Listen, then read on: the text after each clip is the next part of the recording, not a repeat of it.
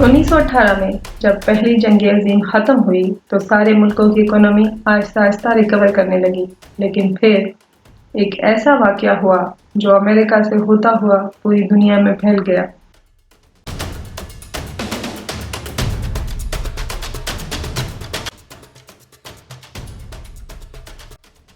वो वाक़या था 1929 का ग्रेट डिप्रेशन। ये ग्रेट डिप्रेशन क्या था और कैसे ये IMF की बनने की वजह बना और IMF कैसे काम करता है, यही हम आज की वीडियो में जानने की कोशिश करेंगे। वर्ल्ड वॉर वन के बाद सारे मुल्कों की इकोनॉमी जहां पर रिकवर कर रही थी, वहीं पर अमेरिका की इकोनॉमी भी रिकवर कर रही थी। अब अमेरिका की इंडस्ट्री इतना अच्छा परफॉर्म कर रही थी कि फरोख्त के तमाम पिछले रिकॉर्ड टूट रहे थे। अब कंपनी अच्छा परफॉर्म कर रही थी तो शेयर होल्डर को भी बहुत अच्छा मुनाफा मिल रहा था। इस शानदार मुनाफे को देखकर अमेरिकी लोग शेयर मार्केट में बहुत ज्यादा इंटरेस्ट लेने लगे। होते होते बात यहाँ तक पहुँच गई कि लोगों ने बैंकों से कर्जा लेकर शेयर मार्केट में इन्वेस्ट करना शुरू कर दिया। अमेरिकन बैंक कर्जदारों की बढ़ती हुई तादाद देखकर शरह सूद बढ़ा देते हैं। शरह सूद बढ़ने से कंस्ट्रक्शन और ऑटोमोबाइल इंडस्ट्रीज को झटका लगता है और साथ में उनसे जुड़ी हुई बहुत सारी और इंडस्ट्रीज को भी। अब इस झटके से और सारी इंडस्ट्रीज जो इफेक्ट हुई थी उनके शेयर्स गिरने लगते हैं। शेयर्स की कीमत गिरती हुई देखकर लोग अंधाधुंध अपने लिए हुए शेयर्स बेचना शुरू कर देते हैं और 21 अक्टूबर 1929 के दिन अमेरिकन स्टॉक मार्केट क्रैश कर जाती है। अब क्योंकि उस वक्त तक सारे मुल्कों की इकोनॉमीज एक दूसरे के साथ जुड़ चुकी थी तो अमेरिका का इकोनॉमिकल डिप्रेशन पूरी दुनिया के इकोनॉमिक डिप्रेशन में तब्दील हो जाता है। सारी दुनिया का GDP तकरीबन 15% तक सिकुड़ जाता है और बेरोजगारी की शरह 24.9% तक पहुंच जाती है। लेकिन 1932 में अमेरिका में इलेक्शन के साथ उस इकोनॉमिकल रिसेशन का भी खात्मा हो जाता है। फ्रैंकलिन डी रोजवेल्ट जो इलेक्शन के नतीजे में अमेरिका के सदर बनते हैं, अपने इक़दामात से अमेरिका को बहुत हद तक उस डिप्रेशन के असरात से निकाल लेते हैं।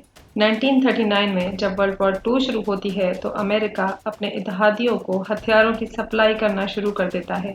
अब अमेरिका तो इकोनॉमिकल रिसेशन के असरात से पहले ही निकल आया था और अब इस हथियारों की सप्लाई से उसकी इकोनॉमी और भी बूस्ट होना शुरू हो जाती है।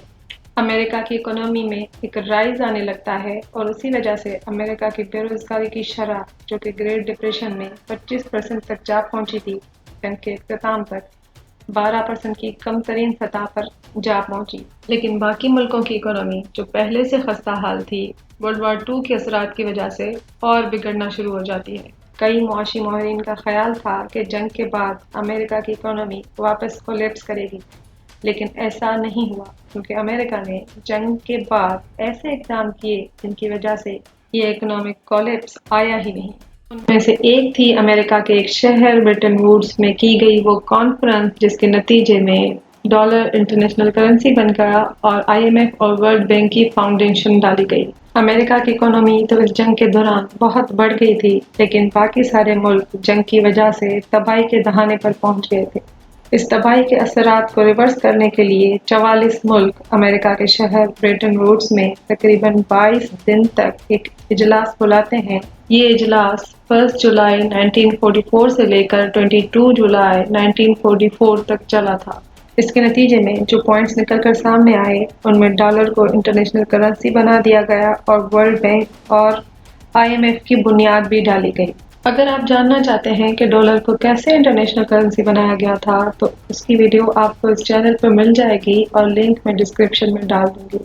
वर्ल्ड बैंक पर कभी और वीडियो बना लेंगे, आज फोकस हम IMF पे रखते हैं। अब क्योंकि जंग में सारे मुल्कों की करेंसी बहुत बुरी तरह मुतासिर हुई थी तो IMF का बुनियादी मकसद था इंटरनेशनल मॉनेटरी सिस्टम के एक्सचेंज रेट्स में स्टेबिलिटी रखना, दुनिया की इकोनॉमीज पर नजर रखना और ऐसे मुल्कों को कर्जा देना जो कि बैलेंस ऑफ पेमेंट की मुश्किलात से गुजर रहे हैं।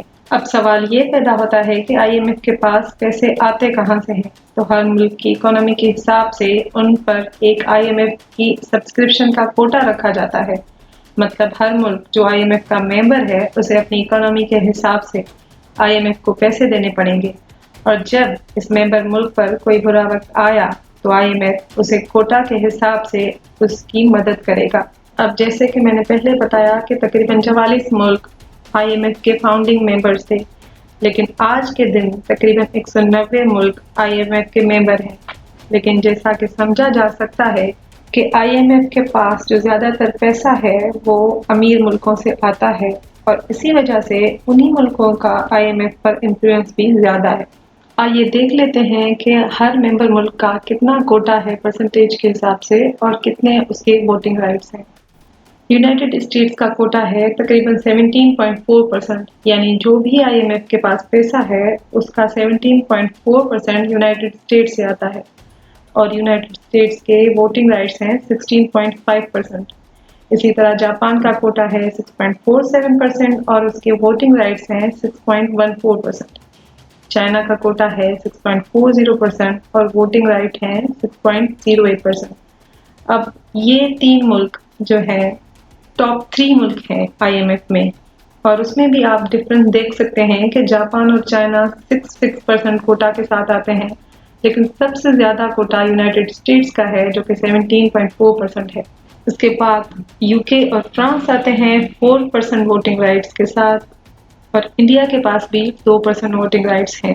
یہ سارے ملک IMF کے ٹاپ 19 ملکوں میں سے ایک ہیں جن کا کوٹا 72% ہے۔ باقی سارے 169 ملکوں کو ملا کر صرف 28% ان کے پاس کوٹا ہے، یعنی 19 ملکوں کے پاس 72% کوٹا اور اس میں سے بھی 17% صرف یونائٹڈ اسٹیٹس کے پاس اور باقی 169 ملکوں کے پاس صرف 28% کوٹا۔ پاکستان نے IMF کو 11 جولائی 1950 میں جوائن کیا تھا۔ اب اگر میں آپ سے یہ کہوں کہ اندازہ لگائیں کہ پاکستان کا کوٹا IMF میں کتنا ہوگا تو آپ کیا کہیں گے؟ صرف 0.43% اور ووٹنگ رائٹس بھی صرف 0.43%، 0.5% سے بھی کم۔ تو اب آپ کو سمجھ آ گیا ہوگا کہ ہمارے PM نے کیوں کہا تھا کہ IMF نے ہم سے ناک سے لکیریں کھنچوائی ہیں۔